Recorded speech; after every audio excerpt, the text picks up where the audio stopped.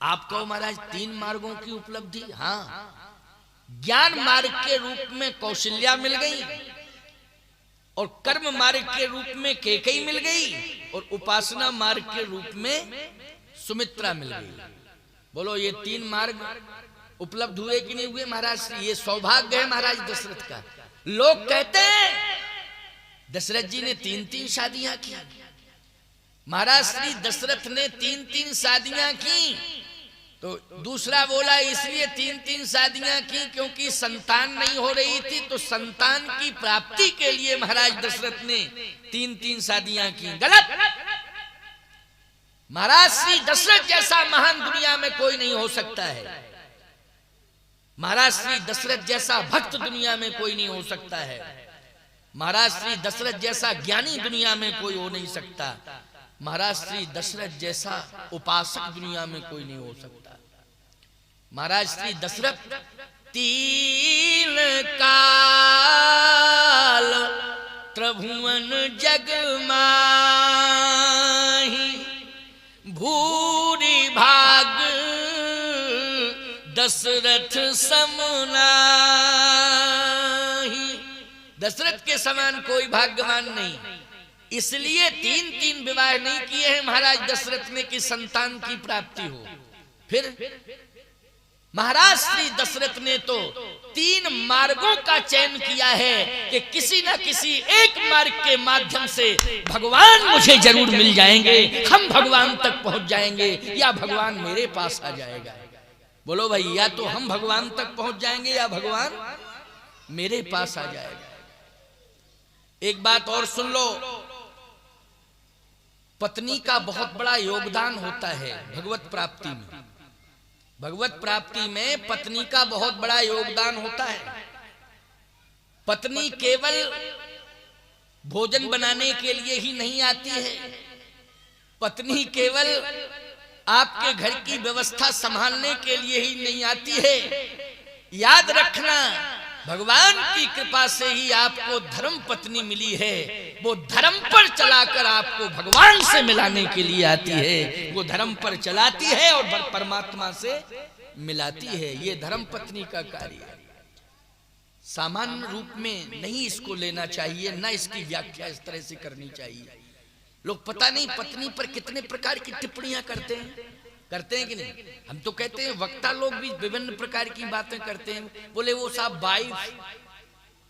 Wife जो पति की लाइफ कैंची की तरह काटते हो, वाइफ पता नहीं क्या क्या व्याख्या करने लगते हैं। अपने मन से ही करते रहते हैं, जो कहना होता है कहते रहते हैं। नहीं होगी कहीं वाइफ। हमारे यहाँ तो भारतीय सनातन संस्कृति में धर्म पत्नी कह करके संबोधित किया जाता है। बोलो, पति जब भी संबोधित करता है तो यही कहता है महाराज जी ये धर्म पत्नी है मेरी। यही संबोधन होता है कि नहीं होता है? बोलो भाई। और ऐसा बोलना ही चाहिए, साधारण नहीं होती है पत्नी।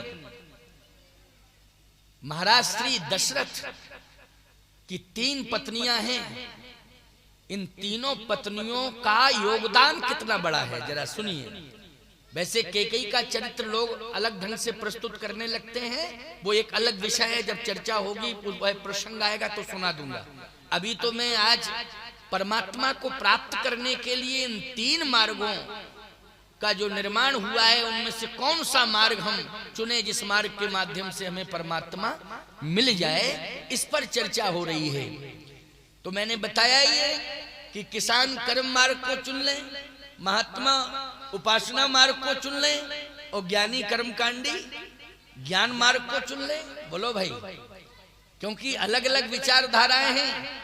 भगवती सीता को भक्तों ने भक्ति के रूप में स्वीकार किया, ज्ञानियों ने मुक्ति के रूप में स्वीकार किया, वेदांतियों ने शांति के रूप में स्वीकार किया। भगवती सीता को अलग अलग रूपों में स्वीकार किया है। तो मैं कहना ये चाहता हूं, कान खोल करके सुन लेना मेरी बात को। महाराज श्री दशरथ ने इन 3 महारानियों का वर्ण किया है। ये संतान की प्राप्ति के लिए नहीं, भगवान की प्राप्ति के लिए। भगवान की प्राप्ति। आप कहोगे महाराज एक बात और कह दो जरा ठीक से तो समझ में आ जावे। क्या? कि 60,000 वर्ष की आयु में विश्वामित्र जी वशिष्ठ जी महाराज के पास महाराज दशरथ पुत्र मांगने गए थे। तो ये रामायण में जो बालकांड में चर्चा आती है कि अगर संतान की प्राप्ति का आशय नहीं है, लक्ष्य नहीं है, तो पुत्र की प्राप्ति के लिए क्यों जा रहे हैं वशिष्ठ जी महाराज के पास। अब मैं इसका स्पष्टीकरण दे रहा हूं, बहुत अच्छे ढंग से दे रहा हूं। पहले आपको यह समझना पड़ेगा कि महाराज श्री दशरथ हैं कौन। पूर्व में महाराज श्री दशरथ कै स्वयं भूमनु अरु सतरूपा ओ जिनते भई नर सृष्टि अनुपा दंपति धर्म आचरण नीका ओ अजहु गाव श्रुति जिन करली का। ये महाराज मनु है, महाराज दशरथ। कौशल्या जी शत्रुपा है और इन्होंने नैमिषारण्य में तपस्या की और तपस्या के बल पर इन्होंने परमात्मा को अपने पास बुला लिया। बोलो, ये परमात्मा के पास गए तपस्या करके कि परमात्मा को अपने पास बुलाया? और ऐसे परमात्मा को अपने पास बुलाया जो बिना पैर वाला है। बिन पग चले सुने बिन काना। नहीं तो परमात्मा की श्रेणी में तो भगवान शिव भी आ जाते हैं, क्यों भैया, भगवान विष्णु भी आ जाते हैं। लेकिन विधि हरिहर तप देख अपारा ओ मनु समीप आए बहु बारा ओ मांगहि बर बहु भांति लुभाए ओ परम धीर नहीं चलत चलाए। ना तो ब्रह्मा जी को चाह रहे हैं, स्वयं भगवान शिव कहते हैं कि मांग बर जो वर मांगेगा सो मैं दूंगा। मांग बर कहा, बर में हमें यही चाहिए कि ब्रह्म मिल जाए। बर में क्या चाहिए? ब्रह्म मिल जाए। ब्रह्मा जी ने कहा मांग बर, मनु जी ने कहा ब्रह्म मिले अगर बर देना चाहे तो। भगवान विष्णु ने कहा मांग बर, मनु जी ने कहा ब्रह्म चाहिए, ब्रह्म। तो याद रखना, ना तो ब्रह्म को स्वयं विष्णु दिला पाए और ना ही ब्रह्म को भगवान शिव पहुंचा पाए और ना ही ब्रह्म को ब्रह्मा पहुंचा पाए। बोलो, पहुंचा पाए मनु तक? सब कह के चले गए वापस, लेकिन ब्रह्म को इस धरती पर न ब्रह्मा उतार पाए, न शिव उतार पाए, न विष्णु उतार पाए।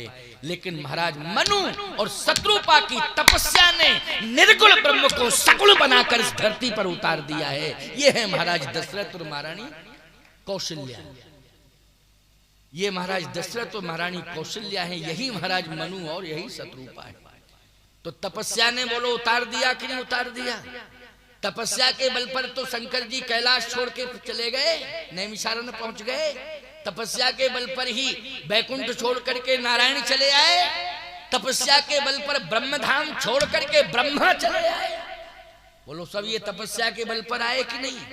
अरे और छोड़ो जी, स्वयं ब्रह्म आ गया। कौन ब्रह्म आया?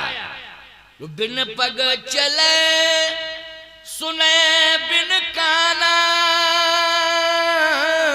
ओ कर बिन करम करे विधि नाना।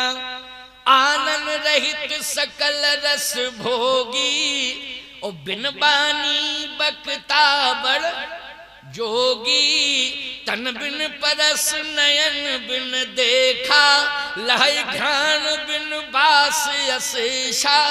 अस सब भांति अलौकिक करनी महिमा जासु जाए नहीं बरनी। जेयूं गावहि वेद बुध जाहे धरे मुनि ध्यान। सोई दशरथ सुत भगत हित कौशलपति भगवान। बोलो, क्लियर हो गया कि नहीं हो गया? एक और स्पष्टीकरण सुन लीजिए। महाराज मनु के सामने जब वो निर्गुण ब्रह्म नील सरोरुहि नील मणि नील नीरधर श्याम लाजे तन शोभा निरख कोटि कोटि सत काम, वो निर्गुण ब्रह्म जैसे प्रकट हुआ सगुण होके, तो गजब की बात तो ये है कि बड़े बड़े योगेंद्र मुनेन्द्र हंस परमहंस अमलात्मा विमलात्मा जो अनंत वर्षों से तपस्या कर रहे थे, उनके सामने भी वो ब्रह्म प्रकट नहीं हुआ, लेकिन मनु जी के सामने वो प्रकट हो गया ब्रह्म। अच्छा, जैसे प्रकट हुआ तो आश्चर्य सबको हुआ कि वो तो प्रकट हो गया निमिष में प्रकट। मनु जी हाथ जोड़े खड़े हैं, बगल में शत्रुपा जी खड़ी हैं।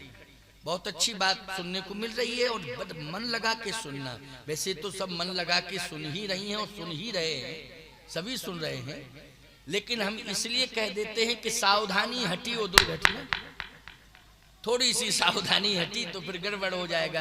बात हम कुछ कहेंगे, उस असावधानी में सुन लिया अगर तो फिर कुछ से कुछ अर्थ निकल जाएगा, है ना।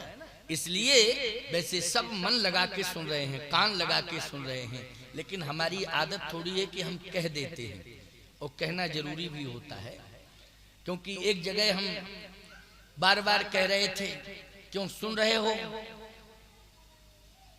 तो वो कहे कि हाँ सुन रहे हैं, लेकिन सुन रहा नहीं था। वो रात्रि के 11 बजे कथा हो रही थी, सो रहा था बैठा बैठा। अच्छा, सामने का श्रोता अगर सोने लग जाए तो वक्ता को बहुत ही ज्यादा दिक्कत होती है। इतनी ज्यादा दिक्कत होती जैसे ड्राइवर गाड़ी चला रहा हो, बगल वाला बैठा व्यक्ति सो रहा हो, तो समय ड्राइवर से पूछो उस पर क्या बीतती है। समझ गए हो कि नहीं। ऐसे ही मंच पर वक्ता बोल रहा हो, सामने वाला श्रोता सो रहा हो। तो मैंने कहा कि चलो भाई इससे फिर पूछ लें दोबारा, क्योंकि एक बार तो कह दिया कि नहीं महाराज सुन रहे हैं। अच्छा, फिर ऐसे गिर गया वो बगल वाले के। मैंने कहा क्यों सो रहे हो? कहे नहीं महाराज। कहाँ सो रहे हैं? मैंने कहा बड़ा दुस्साहसी है, सो रहा है, स्वीकार भी नहीं कर रहा है, और बगल वाले पर गिर भी रहा है और फिर भी स्वीकार नहीं कर रहा है। हमने तीसरी बार में फिर कहा, जब वो चौथे व्यक्ति पर गिर गया तो फिर मैंने कहा क्यों जिंदा हो? बोले नहीं महाराज। अरे हमने कहा ये तो मरा हुआ है, इससे बात करने की जरूरत ही नहीं। क्यों भाई? तो कहने का मतलब मेरा ये है कि श्रोता को सजग प्रहरी की तरह होना चाहिए। आप अच्छे श्रोता हैं, जरा ध्यान से सुनना। मनु जी ने कहा कि आप मेरे सामने आ गए, बड़ी कृपा आपकी। भगवान ने कहा चाहते क्या हो? तुम चाहते थे कि निर्गुण सगुण बन के आ जाए, जो निराकार है वो आकार लेकर के आ जाए, तो मैं आकार लेके आ गया। अब तुम चाहते क्या हो? महाराज मनु ने कहा कि मैं ये चाह रहा हूं कि आप जो है सुत बन जाए। सुत बन जाए? किसका सुत बन जाऊं? मेरा ही सुत।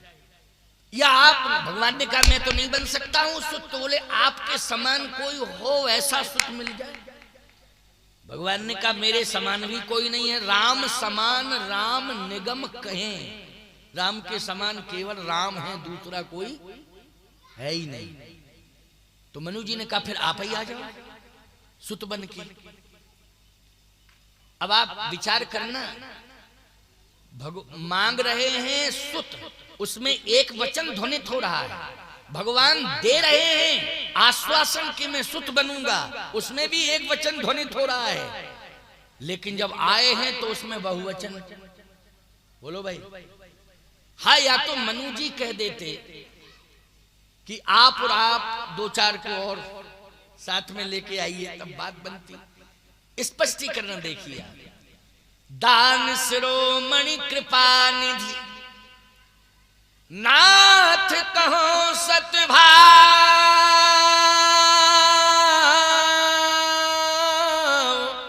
चाहो तुम ही समान सुत। एक वचन है, प्रभु सन कवन दुराव। आपके समान सुत चाहता हूं, और यदि आपके समान नहीं है तो आप ही आ जाओ। भगवान ने भी आश्वासन दिया, आप सरस खोजऊं कहां जाई, नृपतव तने होव में आई, तो एक ही वचन है कि नहीं कि मैं आ जाऊंगा, ठीक है कोई बात नहीं। अब आप विचार करना, लोग कहते हैं 3-3 विवाह क्यों किए महाराज, 3-3 विवाह क्यों किए? बात समझने की है। परमात्मा जिनको अपने साथ ला रहा है उनके लिए भी तो रास्ता चाहिए, क्यों भाई चाहिए रास्ता कि नहीं? अच्छा ये तो महाराज दशरथ की गरज नहीं है, ये तो स्वयं भगवान ही की गरज है कि भरत जी को अपने साथ ले जाना है, लक्ष्मण और शत्रुघ्न को अपना काम बनाने के लिए। समझ लेना इस बात को, इस बात को स्पष्ट रूप से समझ लेना। इसलिए महाराज श्री दशरथ ने भी जो विवाह किए वो अपनी इच्छा से नहीं किए, वो प्रभु की व्यवस्था के हिसाब से किए। बोलो अपने हिसाब से किए कि प्रभु की व्यवस्था के हिसाब से? जल्दी बोलो।